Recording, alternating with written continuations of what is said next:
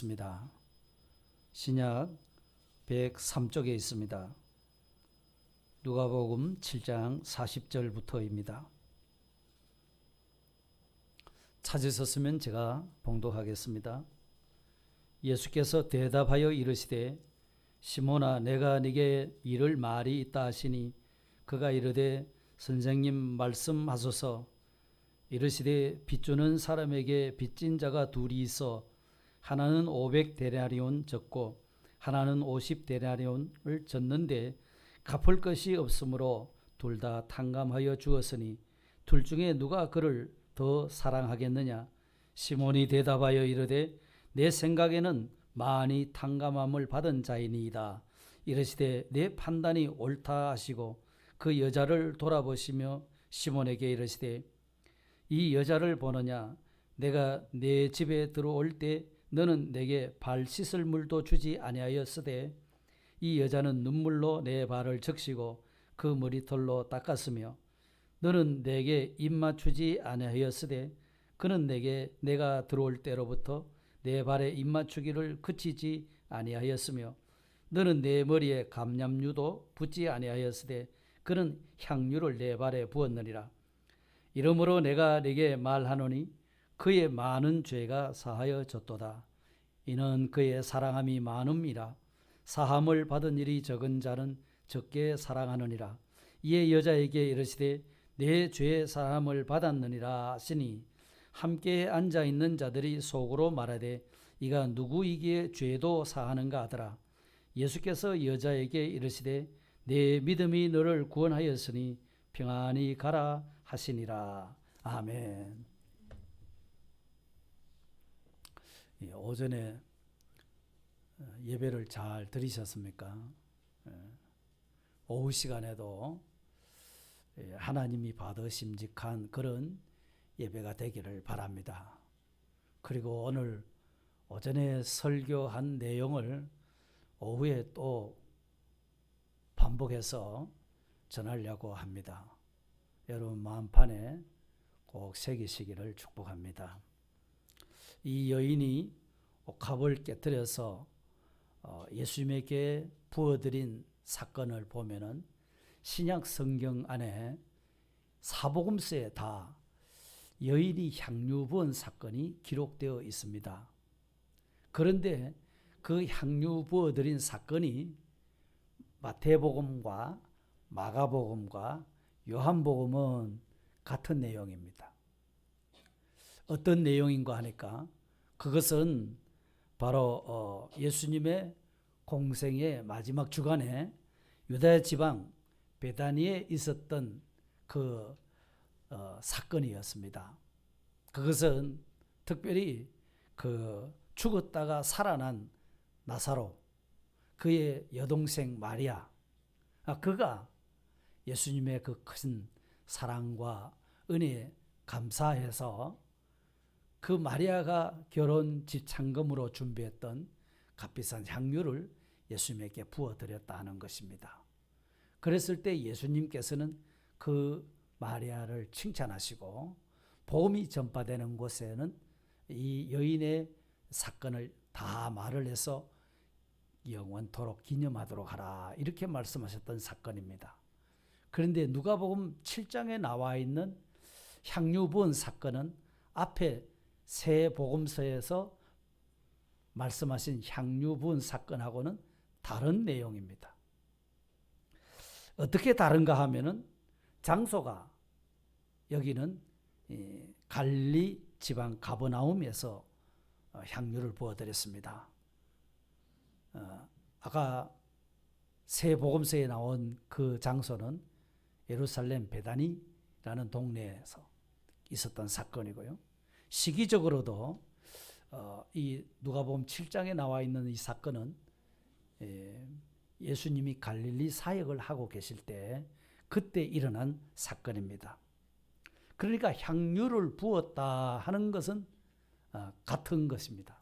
그렇지만 그 내용은 다르다는 것을 우리는 알아야 하겠습니다. 별개의 사건입니다.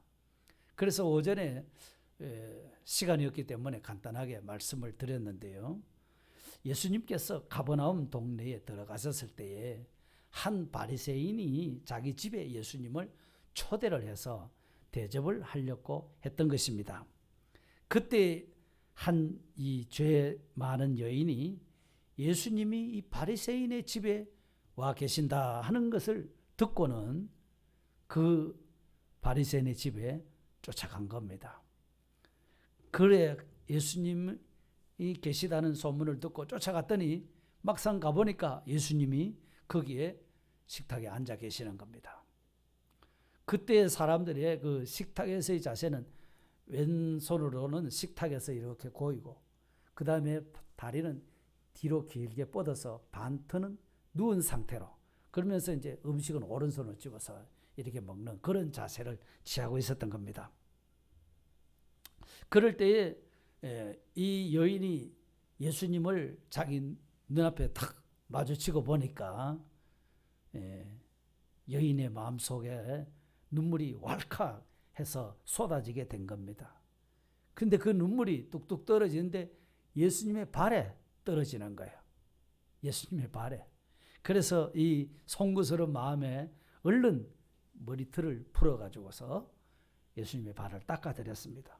그리고 예수님의 발에 입을 맞추면서 자기가 준비해 왔던 향유를 예수님에게 다 부어드렸던 것입니다. 이것을 지켜보고 있었던 그 집 주인 있죠. 바리새인, 한 바리새인. 이 사람이 이 광경을 보고 있는 겁니다. 자, 이렇게 천한 여인, 죄 많은 여인이 이 외간 남자의 몸을 만진다? 이거는 있을 수 없는 일이거든요. 근데 선지자라고 하는 분이 어떻게 그 죄인이 와서 몸을 만지는데도 가만히 있다는 말인가? 그런 생각을 속으로 하고 있었습니다. 그런데 예수님이 그 바리새인의 속마음을 딱 깨뜨려 보셨어요. 그러면서 비유로 두 가지 비유를 들어서 설명을 하시는 겁니다. 그것이 41절 42절에 보니까 빚주는 사람에게 빚진 자가 둘이 있어 하나는 500데나리온을 졌고 하나는 50데나리온을 졌는데 갚을 것이 없으므로 둘 다 탕감하여 주었으니 둘 중에 누가 그를 더 사랑하겠느냐? 이렇게 물으신 겁니다. 그랬더니 시몬이 많이 탕감받은 사람입니다. 제 생각에는 그렇습니다. 그랬어요. 그러니 예수님이 네 판단이 옳다. 이렇게 하시고서 그 여자를 돌아보시면서 시몬에게 이렇게 말씀합니다. 너는 내게 발 씻을 물도 주지 아니하였으되 이 여자는 눈물로 내 발을 적시고 머리털로 닦았으며 너는 내게 입 맞추지 아니하였으되 그는 내가 들어올 때로부터 내 발에 입 맞추기를 그치지 아니하였으며 너는 내 머리에 감람유도 붓지 아니하였으되 그는 향유를 내 발에 부었느니라. 이렇게 말씀하셨습니다.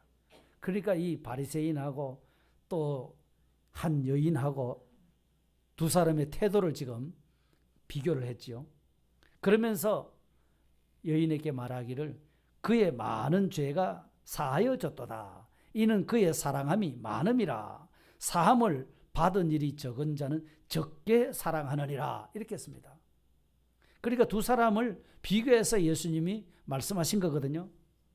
바리새인들은 남들이 볼 때는 아주 잘 믿는 사람들입니다. 또 그리고 예수님을 잘 대접했습니다. 자기 집에 모시고 와서 식사를 대접했으니까 참 귀한 일을 한 거지 않습니까? 그렇지만 그 바리새인은 예수님을 믿지 않았습니다. 예수님을 믿지 않았습니다. 예수님을 사랑한 사람이 아니었습니다. 오늘로 말하면 그냥 예수님을 믿는 척 한 것이죠.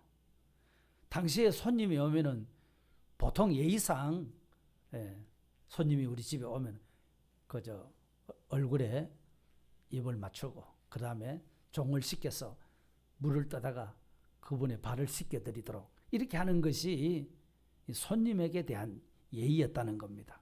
그런데 바리새인은 예수님을 초청해놓고도 그런 예의를 전혀 갖추지를 않았습니다.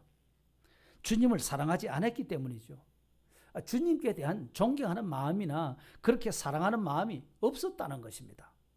그렇지만 이 여인은 보니까 부정하고 음란한 일을 했던 여인입니다. 그렇죠? 그런데도 불구하고 이 여인은 주님으로부터 많은 사랑을 받았다는 겁니다. 많은 사랑을 받았습니다. 사랑함이 많은 여인이었다 이렇게 말씀하셨습니다. 그러니까 이 여인도 주님께 참 최고의 사랑을 돌려드린 것입니다. 그것이 주님을 감동시켜 드린 거죠. 그래서 47절에 보니까 주님이 이렇게 말씀하셨어요. 이는 그의 사랑함이 많음이라. 그가 사랑함이 많다는 겁니다. 이 여인의 지극한 사랑이 지금 주님을 감동시켜서 주님의 입에서 그의 사랑함이 많다 이렇게 말씀을 하시게 된 겁니다. 그리고 48절에 이에 여자에게 이르시되 내 죄 사함이 받았느니라. 너 죄 사함을 받았느니라. 참 당시에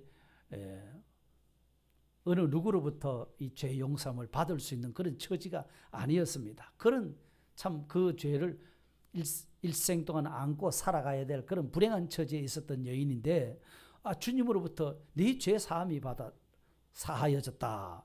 이랬으니 그 한마디 말씀이 얼마나 놀라운 충격의 말씀이겠습니까? 평생 자기 가슴에 맺혀 있는 그 체증이 확 풀리는 그런 감정을 아마 느꼈을 것입니다. 놀라운 복이 아닐 수가 없습니다. 여러분 요한복음 21장에 보면은 예수님을 3번이나 부인했던 베드로가 예수님이 십자가에 죽으시고 부활하셨다고 해도 부활하셨던가?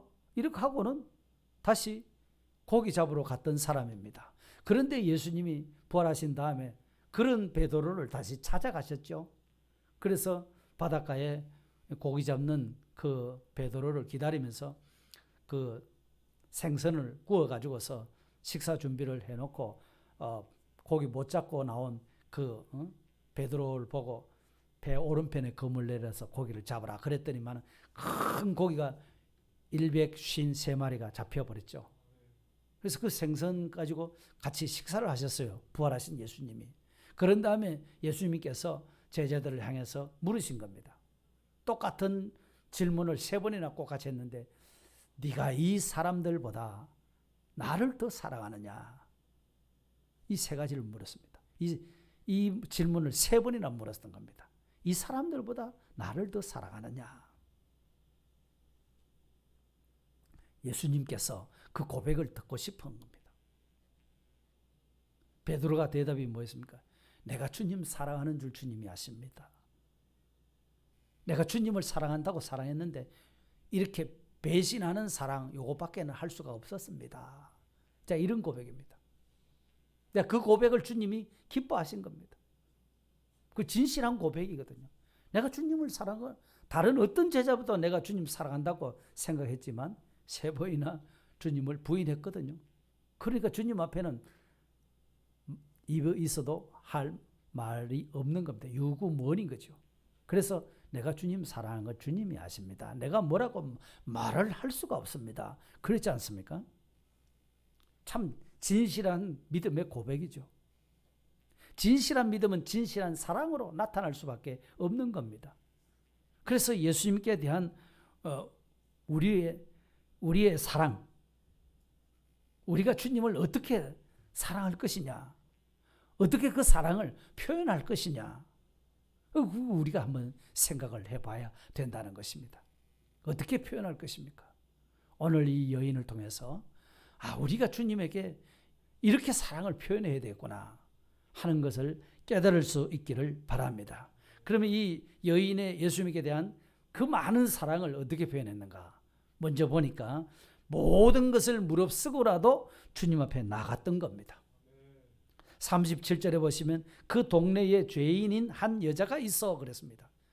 그러니까 이 죄인이라고 하면은 그 당시의 문헌으로 볼 때에는 이는 분명 창녀라는 것입니다. 그리고 39절에 보면은 이 예수님을 초청한 시몬이라고 하는 바리새인, 이 사람도 이 여인이 창녀라는 것을 한눈에 알아차렸던 겁니다.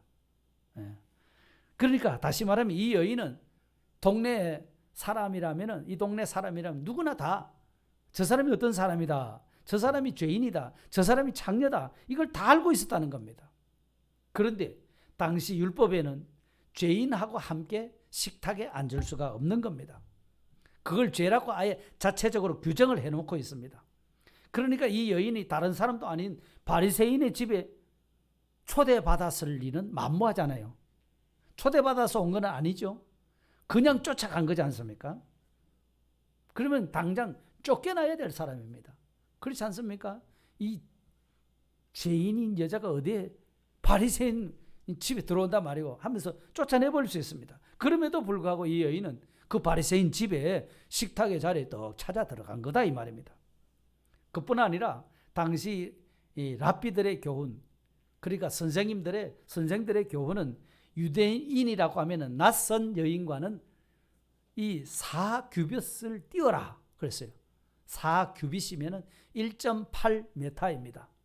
그러면 지금 우리 거리두기를 몇 미터죠? 2m죠. 이 거리두기가 철저한 거리두기가 그때부터 있었던 거라 이 말이죠. 물론 거리두기가 조금 다르기는 합니다만은 그런데도 불구하고 거리두기를 무시한 거죠. 뭐 예수님 뒤로 와가지고서 예수님을 직접 눈앞에서 이렇게 뵙고 나니까 눈물이 펑펑 쏟아진 겁니다. 그래서 머리카락을 풀어가지고 닦고서 입을 맞추고 자기 가진 향유, 준비해온 향유 그것을 예수님에게 부어드렸더라 그 말이죠. 그렇습니다. 이 여인은 그러니까 율법을 어겨가면서까지 율법을 어겼어요. 랍비 선생님들의 교훈도 어겨가면서까지 초청받지 않는 바리새인의 집에 들어갔다는 겁니다. 그리고 공개적으로 외간 남자의 발을 만진 겁니다. 남자의 발을 만진 거죠. 예? 이렇게 했을 때 그 후에 내가 어떤 어려움을 겪게 될 것인가 아마 그것도 모르고 그렇게 하지는 않았을 것입니다.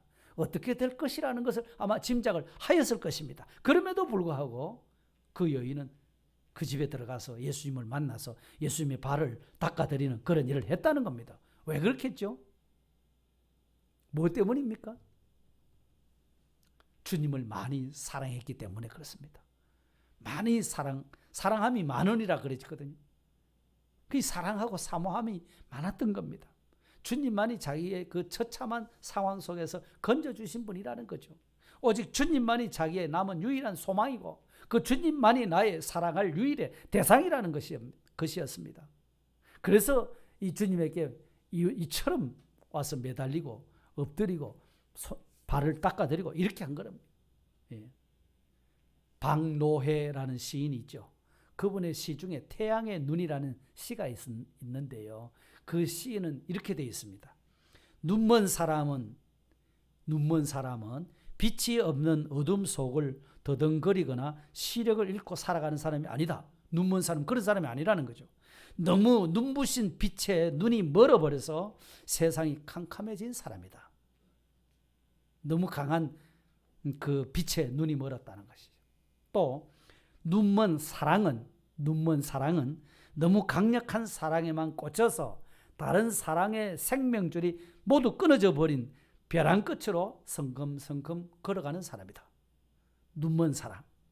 그 다음에 눈먼 믿음은 태양 같은 유일 진리만 우러러 보다가 세상의 모든 진실에 눈이 먼 사람이다. 이렇게 표현을 했습니다. 오늘 이 본문의 여인도 마찬가지로 이 태양의 눈을 가진 사람이었습니다. 그 말이 무슨 말이죠? 오직 예수님 태양빛에 눈이 멀어버린 사람입니다. 예수님의 그 사랑에 눈이 멀어버린 사람이다. 그 말입니다. 예수님에 대한 믿음에만 그 사람의 마음이 꽉 차 있었다 하는 말씀입니다. 그래서 이 여인의 눈에는 주변에 어떤 수근거리거나 누가 조롱하거나 누가 책망하거나 그런 것이 전혀 들어오지를 않았습니다. 그 사람의 눈에는 오직 예수님밖에는 없었던 겁니다. 율법이 어떻고 랍비의 교훈이 어떻고 그건 안중에 없는 겁니다. 이 여인에게는 오직 예수님만 보인 겁니다. 예수님만이 그녀의 눈에 꼭 들어왔다는 것입니다. 정말 그렇죠. 정말 주님을 사랑하는 사람들 그 주님을 향해서 사랑의 눈이 멀 수밖에 없는 거라기죠. 주님을 향한 갈망으로 그 마음이 애가 타는 것이죠. 어떻게 하면 주님을 더 만나고 주님하고 사랑을 나눌 수 있을까? 그거잖아요. 그래서 시편에 보면은 이 사슴이, 목마른 사슴이 시냇물을 찾는데 그게 갈급하다고 시편 42편 1절에 고라자손의 시가 그렇게 기록이 되어 있습니다. 하나님이여, 사슴이 시냇물을 찾기에 갈급함같이 내 영혼이 누구를 찾아요? 주를 찾기에 갈급합니다. 이렇게 표현했습니다. 그러니까 이 여인의 눈에는 오직 주님밖에는 안 보인 겁니다. 주님밖에는 없었어요. 그렇기 때문에 사랑하는 성도 여러분, 정말 주님을 사랑하고 사모하시기를 바라고요. 오직 주님만 보이시기를 축복합니다. 우리 눈에 예수님만 보여야 될 겁니다. 예수님만 보여야 됩니다. 그래서 예수님께로 나가려고 해야 됩니다. 예수님 앞으로 가려고 해야 돼요. 자, 이렇게 예수님에게 대한 큰 사랑, 또 감격의 눈물, 이로써 자기의 마음을 표현했는데요. 38절에 보니까 예수의 뒤로 그 발 곁에 서서 울며 눈물로 그 발을 적시고 그랬습니다. 이 여인이 그토록 사랑하셨던 주님, 그 주님을 가까이서 배우니까 눈물이 왈칵 쏟아지게 된 겁니다. 주체할 수가 없었습니다. 얼마나 감동이 되고 눈물을 많이 흘렸던지 그 눈물이 떨어져 가지고서 주님의 발을 닦을 정도로 그렇게 많은 눈물이 흘렀다는 것입니다. 어떤 신학자는 이렇게 말합니다. 사람이 아무리 눈물을 하염없이 많이 흘린다고 해봐야 그 눈물이 얼마나 되겠는가 이 말이죠. 그런데 그 눈물로 다른 사람의 발을 적실 수가 어떻게 있겠나. 너무 과장된 거다. 이렇게 해석하는 분도 있습니다. 그러니까 그것은 이 여인은 눈물병을 가지고 와서 그 눈물병을 깨고 그 안에 담겨진 눈물을 그때 쏟은 것이다. 이렇게 표현했습니다. 눈물을 한꺼번에 그렇게 많이 쏟아낼 수가 없으니까 평소에 눈물 흘린 것을 모아가지고 담아가지고 와서 쏟아 부었다 이런 거죠. 그럴 일이 있을까요? 시편 56편 8절에 한번 봅시다. 이렇게 말합니다. 나의 유리함을 주께서 계수하셨으니 나의 눈물을 주의 병에 담으소서. 이것이 주의 책에 기록되지 아니하였나이까. 여러분, 시편은요, 어떤 상황에서 이 시편이 기록되었는가 그 상황을 알아야 됩니다. 그거 알고 설명을 해줘야 교인들이 들으면 그런 상태에서 그렇구나, 이 이해가 되는 겁니다. 다윗이요, 사울 왕을 피해서 쫓겨다니는 그때입니다. 그러니까 자신이 아무 잘못한 게 없는데 이 사울 왕의 그 죽이려고 쫓아다니는 그때에 어디까지 피해갔느냐 하면은 블레셋 땅에까지 갔습니다. 피신을 간다는 것이 거기까지 가버렸습니다. 원수의 나라에까지 가서 생명을 부지해야 하는 그 다윗의 고초, 슬픔, 이거 이루 말할 수가 없는 겁니다. 이루 말할 수 없습니다. 그때 자기가 눈물을 그렇게 많이 흘렸다는 것입니다. 그래서 이 흘리는 눈물을 기억하기 위해서 눈물병에다가 담기를 원했습니다. 눈물병에다. 그걸 병에 담아놓고 그걸 볼 때마다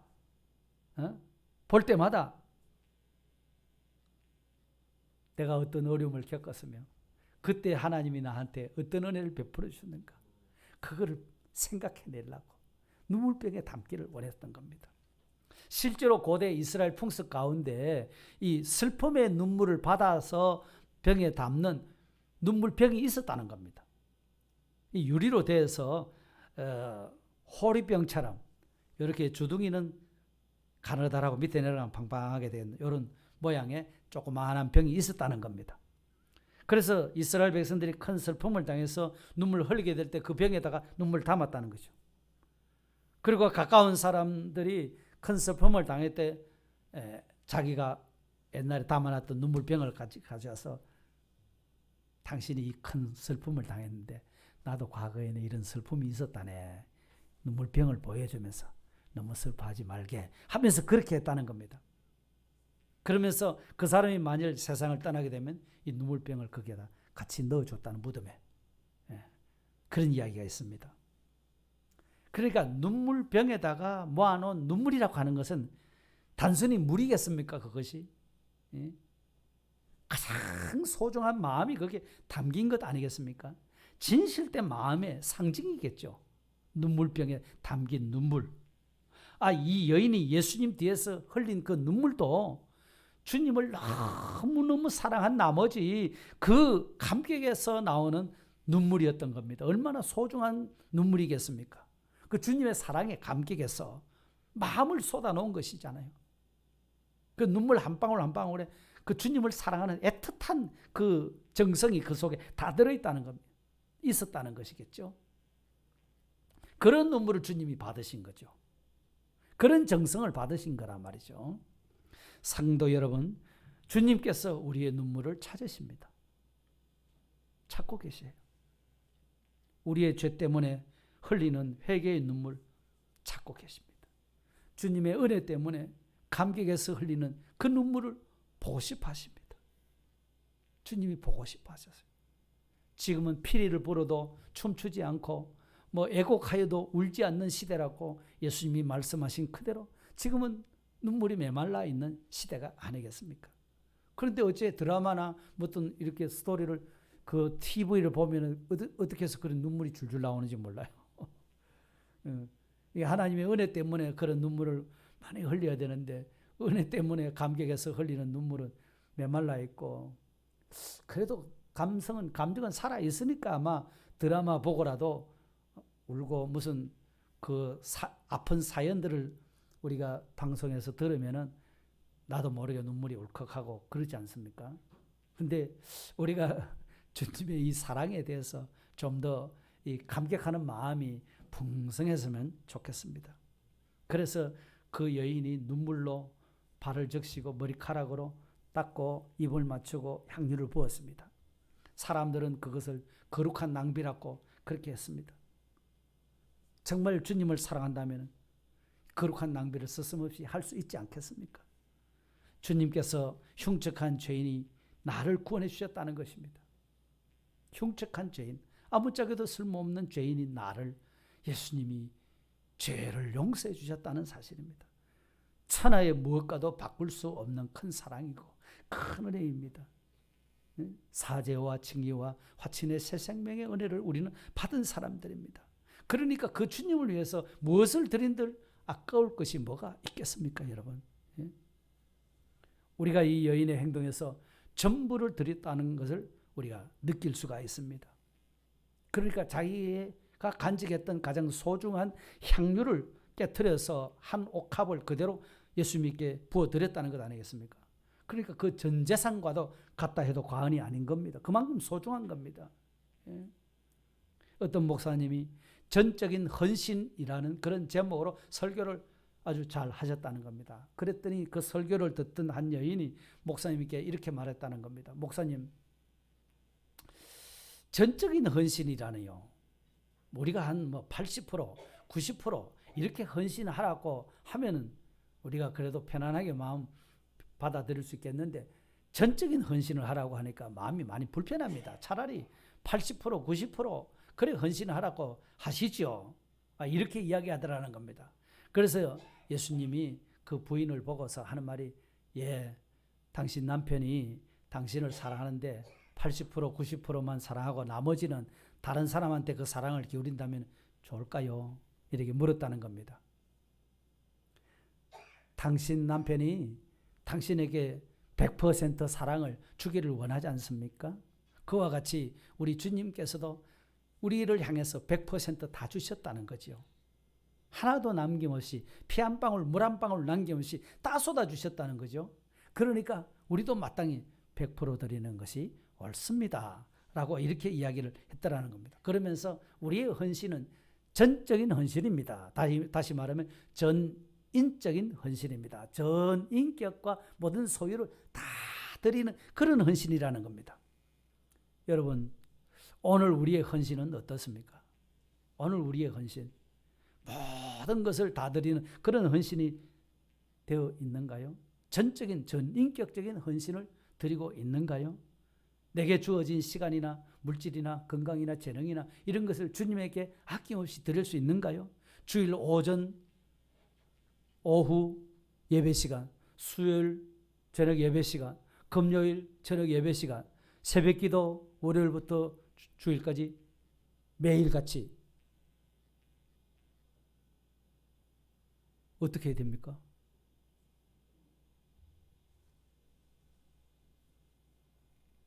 특히 교회 중직자 여러분, 우리 마음과 시간을 들이실 수 있기를 바랍니다. 교회를 가장 사랑하는 분으로 세우신 분들입니다.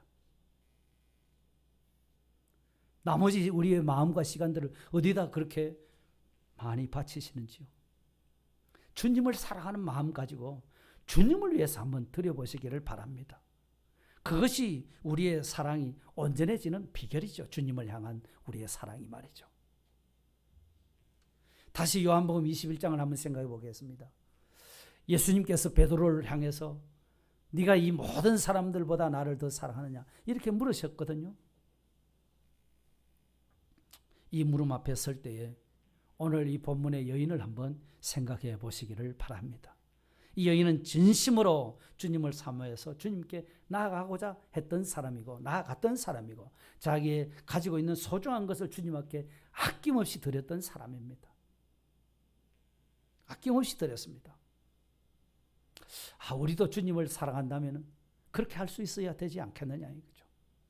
사람이 어떻게 그래 100% 다 할 수 있겠느냐 그렇게 애누리를 해도 되겠습니까? 이토록 감격의 눈물과 온전한 헌신을 드릴 때에 우리 주님이 주시는 은혜가 있습니다. 그게 뭔지 주님의 한없는 위로와 평안입니다. 이거는 어느 누구도 줄 수 없는 위로요 평안입니다. 48절 한번 보십시다. 이에 여자에게 이르시되 내 죄의 사함을 받았느니라. 청천벽력 같은 소리 아니겠습니까? 청천벽력 같은 소리입니다. 자기는 평생 이 죄의 무거운 짐을 지고 살아가고 있는 사람인데 네 죄의 사함을 받았느니라. 참 뛰고 싶은 그런 심정 아니겠습니까? 얼마나 좋았겠습니까? 그런 다음에 또 하시는 말씀이 50절에 예수께서 여자에게 이르시되 내 믿음이 너를 구원하였으니 평안히 가라. 평안히 가라. 이렇게 말씀하셨습니다. 정말 이 여인이 확고한 주님을 향한 그 사랑으로 확고한 그 예수님이 내 죄를 사해 주셨다는 그 믿음 가지고서 주님을 향한 아름다운 그 헌신이 있을 때 이렇게 주님이 네 죄의 사함을 받았느니라. 한량없는 은혜가 막 폭포수같이 쏟아졌을 것입니다. 사죄의 은혜를 주신 것이다 이 말이죠. 죄의 용서함의 은혜를 받았다는 것입니다. 지금까지 어느 누구에게도 죄의 용서를 받을 수 없는 그 인생의 절대적인 큰 문제 그것이 풀어져 버렸다는 것입니다. 그러니까 얼마나 안심이 되고 위로가 되었겠습니까? 이야 내 죄가 사해졌단 말인가? 내 죄가 사해졌단 말인가? 정말 내 죄가 사해졌습니까? 이런 심정이 아니겠습니까? 이보다 더 큰 은혜가 어디에 있겠습니까? 그래서 주님이 내 믿음이 너를 구원하였으니 평안히 가라. 걱정하지 말고 가라. 이야 이렇게 말씀하신 겁니다. 얼마나 참 놀라운 위로와 평안인지 모릅니다. 여러분 우리에게 있는 죄의 문제 풀리지 않았던 그런 문제가 싹 풀려지면 그 다음에 오는 것이 필연적으로 평안이 따라오게 되어 있는 겁니다. 평안이 오게 되어 있습니다. 지금까지는 동네 사람들 눈치 보면 살았잖아요. 누가 혹시 뭐런 소리 할까? 누가 혹시 손가락질 할까? 이렇게 생각하고 밖에 나가기도 두려워했던 그런 여인이 아니겠습니까? 언제든지 불안하고 초조했던 건 사람입니다. 그러나 이제는 네가 죄 사함 받았다. 평안히 가거라. 내 믿음이 구원받았다. 이렇게 말씀하여 주시니 이보다 더 감격적인 일이 어디에 있겠습니까, 여러분? 주님은 오늘 또 우리를 향해서 선포하십니다. 바로 내가 너의 죄를 사하였노라. 내가 너를 구원하였노라. 너는 평안히 가라. 이렇게 말씀해 주고 계시는 겁니다. 이런 주님을 만나시기를 바랍니다. 정말 주님을 바로 믿고 사랑했다고 하면은 이런 이 여인과 같은 그런 위로와 평안을 누리게 될 줄 믿습니다. 정말 주님을 위한 일이었다면 하고 난 다음에 분명코 심령이 평안해지게 되는 것입니다, 여러분. 우리가 잘 아는 성경 구절이 있죠. 요한복음 14장 27절에 한번 보십시다. 평안을 너희에게 끼쳐놓으니 누가 평안을 줍니까? 주님이 우리에게 평안을 주시겠다고 말씀하십니다. 그러면서 하시는 말씀이 뭐죠? 곧 나의 평안을 너희에게 주노라. 예수님의 평안을 주신 겁니다. 내가 너희에게 주는 것은 세상이 주는 것과 같지 아니하리라. 너희는 마음에 근심하지도 말고 두려워하지도 말아라. 예수님의 평안을 너희에게 줬기 때문에 더 이상 걱정할 필요가 없다. 두려워할 필요도 없다. 지금까지 동네 사람들이 나를 뭐라 하겠느냐, 그것 때문에 불안해하고 염려하고 두려워했던 거, 그런 생각 가질 필요가 없어졌다는 겁니다. 주님이 필요 없어졌다는 거죠. 두려워하지 말라는 겁니다. 걱정하지 말라는 것입니다. 내가 내 죄를 사하였다. 내가 너를 구원하였느니라. 그러니 너는 평안히 가라. 이렇게 말씀하시는 겁니다. 지금까지 오늘 우리에게 있는 마음의 근심의 문제, 두려움의 문제가 어떤 문제였겠습니까? 그 모든 문제도 이렇게 예배를 통해서 주님 앞에 나가고 나니까 주님이 주시는 그 은혜가 우리에게 있는 어떤 근심, 걱정은, 두려움, 그것을 확 덮어서 그런 것이 걱정 안 해도 되도록 이런 은혜를, 평안의 은혜를 주신다고 말씀하신 겁니다. 이런 평안의 은혜를 주시는 거죠. 주님이 주시는 위로와 평안으로 우리 속에 가득 차기를 바랍니다. 예. 자, 우리가 예배 시간에만 이런 은혜를 받아야 되겠습니까? 너희 몸을 하나님이 기뻐하시는 거룩한 산제사로 드리라고 그랬어요. 너희 몸을 기뻐하시는, 하나님이 기뻐하시는 거룩한 산제물로, 제사로 드리라. 살아있지만 죽은 자처럼 자기를 쳐서 복종시키라, 그 말이거든요.